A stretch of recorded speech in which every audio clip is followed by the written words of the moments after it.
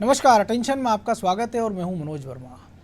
आज बात दमोह के दम की। जी हां, मध्य प्रदेश की दमोह विधानसभा सीट के उपचुनाव में कांग्रेस एक बार फिर उस बिकाऊ शब्द को मुद्दा बना रही है जो 28 सीटों पर हुए विधानसभा उपचुनाव में फेल हो गया था। दमोह सीट भी कांग्रेस विधायक राहुल लोधी के दल बदल कर बीजेपी में जाने के कारण खाली हुई है और इसलिए वहां अब उपचुनाव हो रहा है।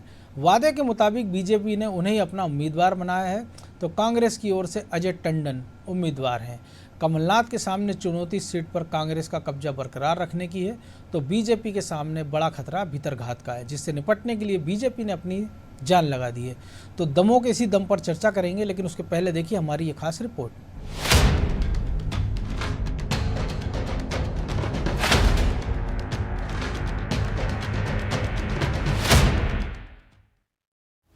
दमोह विधानसभा उपचुनाव के लिए बीजेपी और कांग्रेस ने अपने अपने प्रत्याशियों का ऐलान कर दिया है। बीजेपी की तरफ से जहां राहुल लोधी मैदान में हैं, तो कांग्रेस ने अजय टंडन को अपना उम्मीदवार घोषित किया है। प्रत्याशियों के ऐलान के साथ ही बयानबाजियों का दौर भी शुरू हो चुका है। कांग्रेस ने इस उपचुनाव में भी गद्दार और बेकाऊ जैसे शब्दों का उपयोग करना शुरू कर दिया है। तो वहीं बीजेपी की तरफ से लोक निर्माण मंत्री गोपाल भार्गव को उपचुनाव के लिए प्रभारी नियुक्त किया गया है। हालांकि इससे पहले ये जिम्मेदारी नगरीय विकास मंत्री भूपेंद्र सिंह को दी गई थी, लेकिन दमोह लोकसभा सीट के अंतर्गत ही रहली विधानसभा सीट आती है। ये सीट भाजपा के कद्दावर नेता गोपाल भार्गव के प्रभाव वाली है। प्रभारी बदलने के पीछे एक और वजह भार्गव के पुत्र अभिषेक भार्गव हैं, जिन्होंने पिछले दिनों शक्ति प्रदर्शन किया था। अभिषेक भारतीय जनता युवा मोर्चा के पदाधिकारी भी रहे हैं। वो पिता की परंपरागत सीट से हटकर नए क्षेत्र में अपनी संभावनाएं तलाश कर रहे हैं और राहुल लोधी की जीत से क्षेत्र में अभिषेक भार्गव की संभावनाएं भी घट जाएंगी। दमोह में लगभग 12,000 ब्राह्मण वोटर हैं। उपचुनाव में भाजपा कोई रिस्क नहीं लेना चाहती, इस कारण ही गोपाल भार्गव को चुनाव जिताने की जिम्मेदारी दी गई है। कांग्रेस की रस्सी जल गई पर बल नहीं गए। ये ऊट पटांग बयानबाजी करके एक बार मुंह की खा चुकी है कांग्रेस। आपने देखा पिछले उपचुनाव में कांग्रेस ने कितनी बदतमीजी की भाषा बोली थी, कितने अपशब्दों का प्रयोग किया था और जनता ने इनको सिरे से नकार दिया। अब मैं तो इतना ही कहूंगा कि इस उपचुनाव में भी मुंह की खाएंगे। जो बादल गरजते हैं वे बरसते नहीं। ये कितनी भी बकवास कर लें, कितनी भी तैयारी कर लें, जनता भारतीय जनता पार्टी के साथ है, शिवराज जी के साथ है। दमोह उपचुनाव में विरोधी दल कांग्रेस के उम्मीदवार अजय टंडन प्रभावशाली राजनीतिक परिवार से जुड़े हुए हैं, लेकिन अभी तक विधानसभा का कोई भी चुनाव नहीं जीत पाए। 2 बार पहले भी टिकट मिली, लेकिन जीत नहीं पाए। हालांकि तीसरी बार उन्हें वोटर की सहानुभूति मिलने की उम्मीद है। भाजपा उम्मीदवार राहुल लोधी के खिलाफ उनकी भाषा को लेकर विवाद के हालात हैं। गद्दार और नपुंसक जैसे शब्द दमोह का चुनावी मुद्दा कभी नहीं रहे। न इस तरह के शब्दों का उपयोग आरोपों के तौर पर हुआ। गद्दार और बेकाऊ जैसे शब्दों का प्रयोग कांग्रेस ने 28 सीटों के विधानसभा उपचुनाव में किया था। ज्योतिरादित्य सिंधिया और उनके समर्थकों को लेकर ये मुद्दा वोटर के बीच कमाल नहीं दिखा सका, प्रचार में जरूर चर्चा में रहा।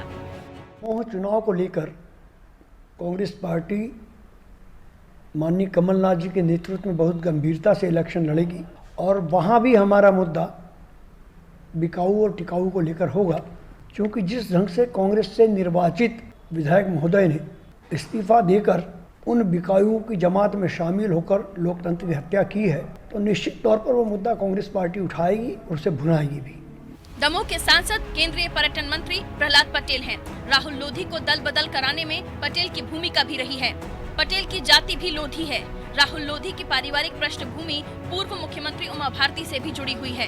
बड़ा मल्हारा सीट के विधायक प्रद्युम्न लोधी और राहुल लोधी चचेरे भाई हैं। प्रद्युम्न लोधी भी कांग्रेस की टिकट पर चुनाव जीते थे। राहुल लोधी को उनके साथ ही भाजपा में शामिल होना था, लेकिन चूक गए। राहुल लोधी ने अक्टूबर में कांग्रेस से इस्तीफा दिया था। उपचुनाव में राहुल लोधी की जीत होती है तो सबसे ताकतवर माना जाने वाला मलैया परिवार की स्थिति में बदलाव आएगा। मलैया के पुत्र सिद्धार्थ की ताजपोशी की राह भी आसान नहीं रहेगी। इस उपचुनाव में प्रहलाद पटेल की भूमिका बेहद महत्वपूर्ण है। वो राहुल की जीत से अपने संसदीय क्षेत्र में नए समीकरण बनाने में लगे हुए हैं।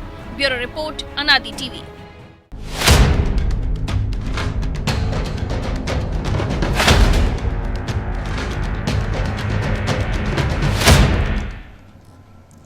तो आज इसी पर हम चर्चा करेंगे। हमारे साथ जुड़े हुए हैं अनादि टीवी के एसोसिएट एडिटर प्रभु पटेरिया और ब्यूरो हेड ब्रजेश चौक से।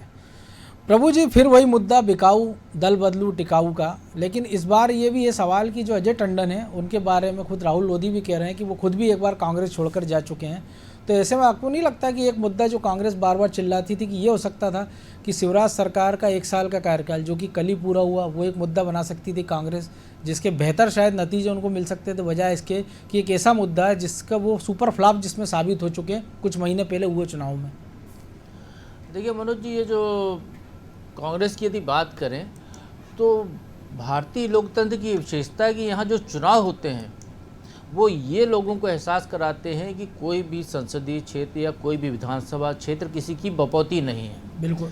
अमेठी में राहुल गांधी का पराजित हो जाना या दमोह में जयंत मलैया परिवार को टिकट ना मिलना या राहुल लोधी द्वारा उनको चुनाव में हरा दिया जाना, तो ये साबित करता है कि जो जनता के बीच सक्रिय रहेगा, उसकी समस्याओं को दूर करने के लिए मेहनत करेगा, जनता से जुड़ाव रखेगा, वो जीत कर आएगा। अब वहाँ पर कांग्रेस यदि बिकाऊ टिकाऊ का मुद्दा लेकर जा रही है तो 28 उपचुनाव में भी उसको समझ में आ गया कि उसमें कितना दम था। आज भी कांग्रेस यदि उसी मुद्दे पर है तो उसको यहाँ पर भी वही एहसास हो जाएगा कि उसमें कितना दम है। और सबसे बड़ा सवाल तो ये है मनोज जी कि जिस कांग्रेस के जो लोग कांग्रेस छोड़कर 25 लोग गए जिनको ये बिकाऊ कह रहे हैं, कभी मीर जाफर कहते हैं, कभी जयचंद कहते हैं, तो क्या कांग्रेस को ये पहले नहीं पता था कि ये बिकाऊ लोग हैं जिनको कांग्रेस ने टिकट दिया था? और 28 उपचुनाव जब हुए थे उसमें 1 दर्जन से ज़्यादा जो कांग्रेस ने प्रत्याशी बनाए थे वो भी तो वही बिकाऊ लोग थे जो दूसरे दलों से आए हुए थे। कुछ ऐसे थे जो उनको धोखा देकर चले गए थे, वापस आए और उनको सिर माथे पर कांग्रेस ने बिठाया। तो ये कांग्रेस का जो चरित्र है कि उनको यही नहीं पता कि उनको किस चाल पर चलना है। तो इसकी वजह से कांग्रेस की जो अभी रसाताल की ओर जो जाने की राह खुली हुई है वो इसीलिए है कि कांग्रेस के नेता, प्रवक्ता, उनके जो प्रदेश अध्यक्ष, वो सभी जो है उनको यही नहीं पता वो क्या कह रहे हैं, क्या कर रहे हैं, वो क्या आचरण उनका है और क्या आचरण की वो अपेक्षा कर रहे हैं। बिल्कुल। तो यहाँ पर ये कांग्रेस के लिए नुकसान का सबब है। और बिल्कुल मुझे लगता है अभी भी मैं कह सकता हूँ जी, अभी तो चुनाव अप्रैल में है 17 तारीख को, लेकिन अभी भी मैं कह सकता हूँ कि दमोह में चाहे वो बिकाऊ हो चाहे वो गद्दार हो, लेकिन जिस तरीके से भारतीय जनता पार्टी की तैयारी दिख रही है और कांग्रेस का जिस तरह से वजूद दिख रहा है, जैसे कांग्रेस प्रत्याशी के बयान आ रहे हैं, तो मुझे बिल्कुल पूरी तरह से भरोसा है कि वहाँ पर एक बार फिर कमल ही खिलेगा और कमलनाथ को फिर एक बार मुंह की खानी पड़ेगी। ब्रजेश जी, कमल खिलेगा, मुंह की खानी पड़ेगी, लेकिन एक और बात है कि मलैया जी के नज़रिए से अगर देखें तो पार्टी ने, जैसे एक बार और भी हमने इस कार्यक्रम में जिक्र किया था, प्रभु जी ने कहा था कि पार्टी ने उनको जितना मलैया जी ने पार्टी को दिया, पार्टी उनसे कहीं ज़्यादा उनको दे चुकी है। अभी ये संभावना चल रही थी कि शायद कांग्रेस उनको टिकट देगी, लेकिन अब भी ये है कि उनके बेटे शायद निर्दलीय चुनाव लड़ लें, ऐसी उम्मीद की जा रही। कांग्रेस भी मौके की तलाश में, लेकिन जयंत मलैया उम्र के जिस पड़ाव पर है, हो सकता है कि इस बार अगर वो चुनाव जीत भी जाते तो शायद अगली बार उनको वो मार्गदर्शक मंडल के सदस्य बना दिए जाते। तो ऐसे में आपको लगता है कि बेटे के फ्यूचर की खातिर वो रिस्क लेंगे या एक परिपक्व नेता के नाते वो बेटे को समझाएंगे कि थोड़ा इंतजार कर ले, समय हाथ में है अभी? देखिए मनोज जी, यदि दमोह सीट की हम बात कर रहे हैं तो 28 साल से उस पर भाजपा का कब्जा है। 7 बार से लगातार जयंत मलैया वहाँ से मैदान में उतर रहे हैं और पिछली बार हार गए थे। रही बात कि वहाँ पे वो हारे क्यों, वो भाजपा की सीट है। पिछली बार रामकृष्ण कुसमरिया उतर गए, एक वोट कटे उनके और वो हट गए। अब जब भाजपा के वहाँ पे 37,000 लेकिन एक और चीज़ है जो आप कह रहे हैं कि 2000 वोट कुसमरिया ले गए थे, लेकिन कभी जयंत मलैया ऐसा नहीं रहा कि 25-50 हज़ार वोट से जीते। बहुत नज़दीकी मामला रहा है, बहुत ही मतलब कभी बहुत ही नज़दीकी मामले से जीते भाजपा की सीट होने के बावजूद। और एक और चीज़ मैं बता दूं दर्शकों के लिए भी, क्योंकि 15 बार इस सीट पर चुनाव हुए, 7 बार कांग्रेस जीती है, 6 बार बीजेपी और 2 बार निर्दलीय इस सीट पर चुनाव जीत चुके हैं। एक बार रिकाउंटिंग में जीते हैं जयंत मलैया जी 150 वोटों से, जिसको कि आरोप लगता है कि सरकार ने उनको जिताया। तो मनोज जी, मलैया जी का जिस तरह से ग्राफ वहाँ गिरता गया, वो भाजपा का ग्राफ नहीं गिरा, भाजपा की सीट है वो, भाजपा का नहीं, मलैया जी का ग्राफ गिरता गया। लगातार वो कम अंतरों से जीतते रहे, जबकि आप जयंत मलैया थे, आप वित्त मंत्री थे, आपके 2nd नंबर के मंत्री थे आप शिवराज सरकार में, तो आपकी तो और ज़्यादा मतों से जीतना चाहिए था और लहर में आप नहीं जीत पाए जब माहौल था। इसके बावजूद यदि आप, मुझे लगता है कि मलैया जी ऐसा दाव नहीं चलेंगे या अपने बेटे की खातिर ऐसा कोई कदम नहीं उठाएंगे कि उससे बेटे के भविष्य पे भी प्रश्न चिन्ह लग जाए, क्योंकि वो निर्दलीय रूप से खड़े होंगे तो निश्चित तौर से कोई फर्क नहीं पड़ने वाला। कि एक तो ये उपचुनाव है, दूसरा सरकार जब वहाँ पे लगी है, गोपाल भार्गव से लेके आप भूपेंद्र सिंह तक तमाम लगे हुए हैं, और कांग्रेस, अभी कांग्रेस को कोई वोट क्यों देगा? सबसे बड़ी बात है मनोज जी, जब सरकार भाजपा की है तो आप देखिए, चाहे नगरीय निकाय के चुनाव भी होते हैं तो लोग ये सोचते हैं कि जिनकी सरकार है उनको वोट दे दी जाए ताकि क्षेत्र में काम हो जाए। और वहाँ पे राहुल लोधी के लिए पहले ही आपने जो उनका वादा था कॉलेज का, वो कॉलेज को वो वादे पूरे कर दिए, कई शिलान्यास कर दिए आपने, जो उनके जिन वादों पे वो आए थे जीत कर वो वादे पूरे कर लिए। तो मुझे लगता है एक तो लोधी समाज के वोट बैंक ज़्यादा है वहाँ पे, और ब्राह्मण समाज से जिस तरह से गोपाल भार्गव को लगाया है तो मुझे लगता है कि ये मुफीद है। जैसा कि पटरिया जी ने कह ही दिया, एक तरह से डिक्लेयर ही कर दिया कि निश्चित तौर से वहाँ भाजपा जीतेगी,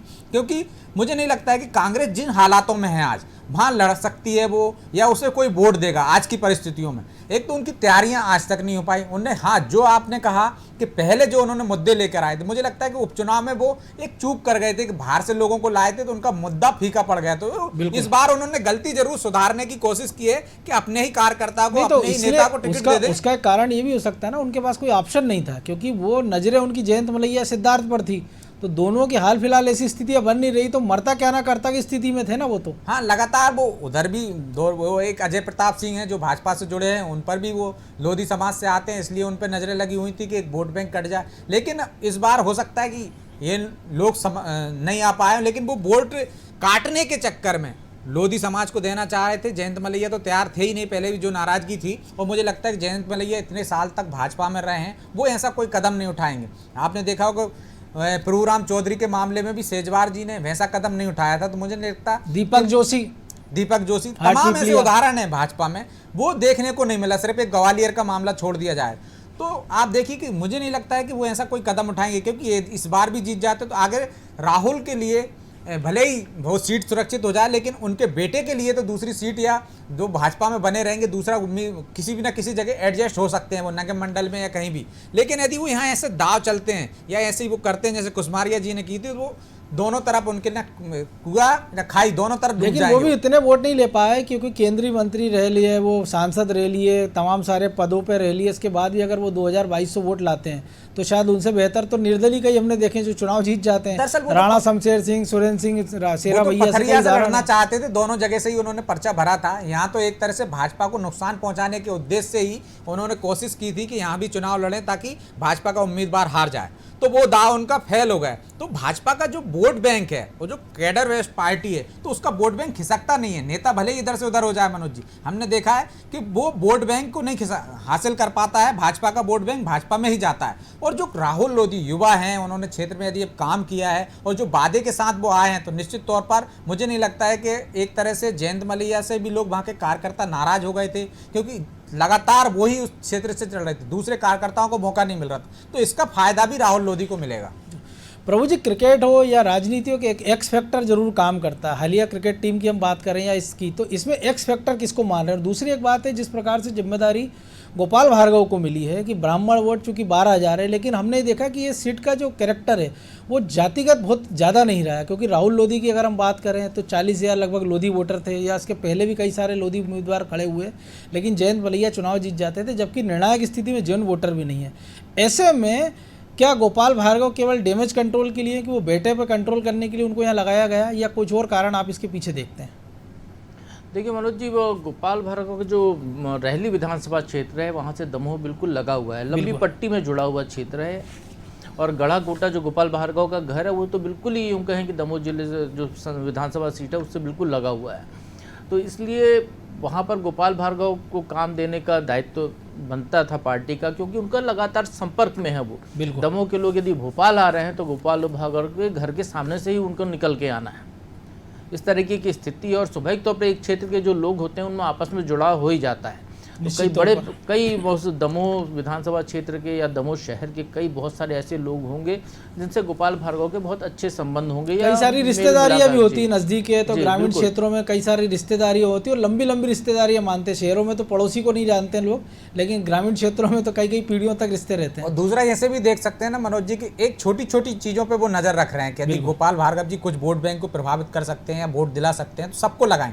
आप देखिए उस सीट पे आप प्रहलाद पटेल की जी की सीट है वो भी आपको दिखेंगे, उमा भारती भी दिखेंगी। वोट बैंक के लिए भाजपा हमेशा सारी रणनीति पे काम करती है। वो नीचे जिस मैदानी स्तर पर चुनाव लड़ती है तो आप वो जातिगत आधार पर भी जाएगी, सारे तरीके से अपनाई, जैसे कि हम कांग्रेस में नहीं देखते। लेकिन वो सिर्फ उनने उम्मीदवार खड़ा कर दिया, उसको उसके हाल पे छोड़ देते हैं, एक आध बार जाएंगे प्रचार करने और लौटे आएंगे वापस। जी प्रभु जी, आप कुछ कह रहे थे।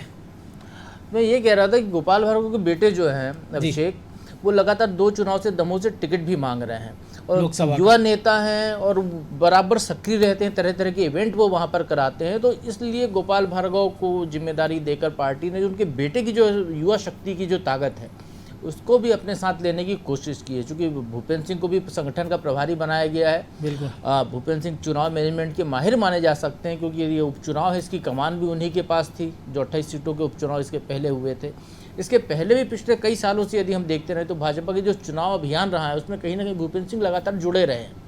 और सागर में और आसपास तो उन्होंने ऐसे चेहरे जिलाए और जिनको टिकट दिलाया और जिताए भी, जिनके बारे में लोग उम्मीद भी नहीं कर रहे बिल्कुल। तो ये स्थितियां हैं, तो इसलिए जो है पार्टी ने एक तालमेल बनाने की कोशिश की है जी। इसलिए आप देखिए कि भूपेंद्र सिंह संगठन की तरफ से प्रभारी हैं, तो गोपाल भार्गव को जो सरकार की तरफ से प्रभारी बनाया गया है कि मंत्रिमंडल की हैसियत से वहाँ पे प्रभारी बनाया, तो एक तरीके से जो कुछ थोड़ी बहुत भी नाराजगी अभिषेक भार्गव के जरिए हो सकती थी, बिल्कुल उसको दूर करने का प्रयास किया है उनने। जो जयंत मलैया के बेटे सिद्धार्थ मलैया जो बीजेपी का परंपरागत वोट काटने की जो जुगाड़ लगा रहे होंगे, तो एक अभिषेक और सिद्धार्थ की जो आपस में जुगलबंदी थी, तो वो जुगलबंदी से वो जयंत मलैया के बेटे जो वोट काटने की कोशिश करेंगे वो प्रभावित कर सके, एक ये भी फैक्टर यहाँ पे गोपाल भार्गव को वहाँ लगाने से पार्टी का काम आएगा। बिल्कुल। तो ये सारे तमाम समीकरणों को देखते हुए भारतीय जनता पार्टी चुनाव लड़ी। भाजपा की आदत होती है मनोज जी, वो कोई भी पहलू खाली नहीं छोड़ती है, खतरा कहीं पर भी मोल लेने की गुंजाइश नहीं लेती है। वो पूरी तरह पूरी चाक चौबंद व्यवस्था से वो चुनाव लड़ती है। यदि ऐसा नहीं होता तो भाजपा जयंत मलैया को यहाँ से टिकट देती है, उनके बेटे को टिकट देती है और राहुल लोधी को कहीं और एडजस्ट कर सकती थी। बिल्कुल। लेकिन भाजपा ने वैसा भी नहीं किया।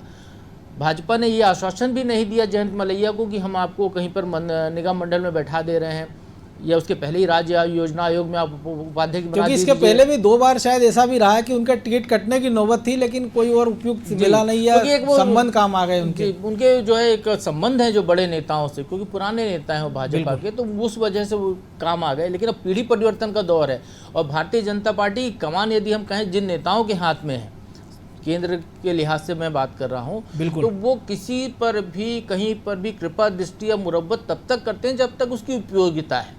छत्तीसगढ़ के मुख्यमंत्री रमन सिंह के सांसद बेटे का टिकट काटकर उन्होंने साबित कर दिया था कि वो एक परिवार से एक टिकट का जो फार्मूला है, वसुंधरा ने सिर पटक लिया लेकिन बेटा केंद्रीय मंत्री नहीं बन पाया। तो ये एक इस तरीके का वो पार्टी में एक संदेश देने की कोशिश कर रहे हैं कि हमारे भारतीय जनता पार्टी में जो भी नेता है वो नीचे से आता है, छन कर उसको गढ़ा जाता है, उसको नेता बनाया जाता है, और जब तक वो पार्टी के लिए काम करता है तब तक वो उसके लिए पीछे पार्टी खड़ी है। लेकिन जिस दिन जैसा जयंत मलैया अभी कर रहे हैं या उनके बेटे जो कर रहे हैं, चूंकि मलैया जी की सहमति के बिना तो उनके बेटे कर नहीं रहे होंगे जो भी कर रहे हैं, तो उस दिन वो समझ लीजिए कि पार्टी ने उनसे जो है दूरी बना लिया। उनका कोई भारतीय जनता पार्टी में कोई आधार नहीं रह जाता है उस दौर के बाद। जी, एक और आधार की बात है प्रभु जी, एक और चीज़, जैसा हमने शुरुआत में भी कहा था कि 12,000 जैनी वोटर, 38,000 लोधी वोटर हैं, और लेकिन एससी वोटर इस सीट पर 40,000 के आसपास है, जो कि ग्रामीण क्षेत्रों में, और कांग्रेस की पकड़ ग्रामीण क्षेत्रों में लगभग ठीक ठाक है आज भी। तो आपको नहीं लग रहा है कि एक रणनीतिक गलती कांग्रेस से ये भी हो गई कि अभी कमलनाथ खैर जाने वाले हैं वहाँ, कल जाने का है उनका प्रोग्राम, लेकिन सुरेंद्र चौधरी जो कि कांग्रेस के कार्यकारी अध्यक्ष थे, एससी चेहरा है, शायद उनकी ड्यूटी लगा देते तो बेहतर प्रभाव डाल पाते, क्योंकि एससी में कोई ऐसा बड़ा चेहरा कांग्रेस के पास आज की तारीख में नहीं दिख रहा है, तो कम से कम जो हैं उनका उपयोग कर लेते। तो इसका मतलब ये कि एक मुद्दे के उस पर भी आप गलती कर रहे हैं कि टिकाऊ बिकाऊ भी जा रहे हैं, और एक जो रणनीतिक आपकी होना थी वोट के दृष्टिगत वो भी आप पिछड़ते जा रहे हैं। बिल्कुल मनोज जी सही कह रहे हैं आप। वहाँ पर कांग्रेस को अपनी रणनीति भाजपा को देखकर बनानी चाहिए थी। जो पॉकेट खाली है वहाँ पर उनको सुरेंद्र चौधरी जैसे व्यक्ति को लगाना था। और मैं तो सबसे बड़ी बात ये कह रहा हूँ कि मेरा जो अभी तक का चुनावी आकलन का अनुभव है, जी बिल्कुल, जहाँ कोई भी युवा नेता सामने है, युवा चेहरा, तो उसकी संभावना बुजुर्ग थके हुए चेहरे से ज़्यादा होती है, कोरिलेट होता है वो। यदि वो बुजुर्ग जो चेहरा गोपाल भार्गव की तरह युवा ना हो, सिर्फ रैली की बात कर रहा हूँ कि रैली में जिस तरीके से गोपाल भार्गव सक्रिय रहते हैं कि उनके मुकाबले वहाँ पर कोई युवा नेता भी सक्रिय नहीं रह सकता। निश्चित वो देर रात तक लोगों के बीच में बैठना, उनकी बस्तियों में जाना, जिस तरीके की सक्रियता है, जैसे हमने बाबूलाल गौर को देखा जी, है। जैसे बाबूलाल गौर भोपाल में रहते थे, तो वैसे रहते हैं वो इसलिए।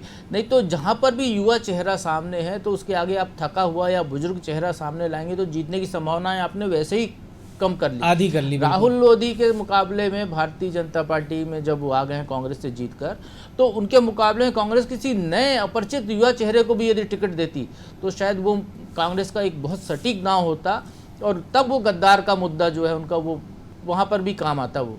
बिल्कुल। लेकिन कांग्रेस ने शायद उनकी अपनी कुछ मजबूरियां हो सकता है कि वो मध्य प्रदेश में एक कांग्रेस के नेता और भाजपा के नेता ही कहने लगे हैं कि शिवनाथ नदी बह रही है, तो हो सकता है उसका प्रभाव हो कि कांग्रेस जो है लगातार सरकार की मदद करने की कोशिश करती है। जब तक कमलनाथ है तब तक इसमें कोई परिवर्तन होता भी दिखाई नहीं देता है, तो इसलिए दमोह फिर से भाजपा का गढ़ बनते जा रहा है, तो इसमें कोई आश्चर्य नहीं होना चाहिए। तो लेकिन जो दमोह का मोह है वो कई और कारणों से कई और लोगों में मोह है, लेकिन ब्रजेश जी जो प्रभु जी ने कहा निश्चित तौर पर वो सामने दिख भी रहा है। युवा चेहरों की बात करें तो दो ऑप्शन और भी होते हैं, क्योंकि सिद्धार्थ मलैया की हम बात कर रहे थे क्योंकि उनके पास ये चांस था, क्योंकि राहुल युवा हैं, ये चुनाव जीतते हैं तो स्वाभाविक तौर पर अगली बार टिकट के दावेदार भी होंगे, और वो सिंधिया खेमे से भी नहीं आए हैं, तो और उमा भारती और बाकी लोगों के नेताओं को उनको समर्थन भी मिलेगा, प्रहलाद पटेल भी हैं। अगर बात करें अभिषेक भार्गव की, तो अभिषेक भार्गव भी टिकट के दावेदार थे दमोह से, तो उनके पास तो एक चांस हो सकता है कि अगली बार शायद उम्र के जिस पड़ाव पर गोपाल भार्गव हैं तो अपनी स्वेच्छा से सीट छोड़ दें, अभिषेक भार्गव एग्जिस्ट हो जाए। लेकिन सिद्धार्थ मलैया का भविष्य क्या दिख रहा है, क्योंकि लोकसभा में तो शायद प्रहलाद पटेल की जगह तो उनको टिकट मिलना नहीं पार्टी को, और विधानसभा का रास्ता बंद है।